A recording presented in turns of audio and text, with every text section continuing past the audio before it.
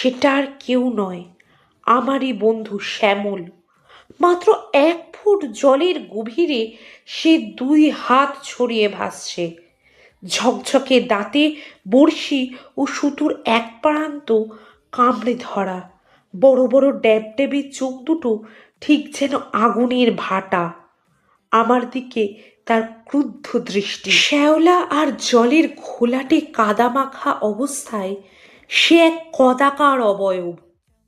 ভয় সারা শরীরে কাঁটা দিয়ে উঠল আমার।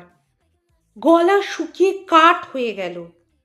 নিজের কানেই অচেনা লাগলো আমার গলার করুণ আর্তনাদ, শ্যামল। আচমকা দিঘির ওপার থেকে শ্যামল চিৎকার করে বলতে থাকে, কিরে লালু, অমন জোরে চিৎকার করছিস কেন? বড় মাছ বুঝি?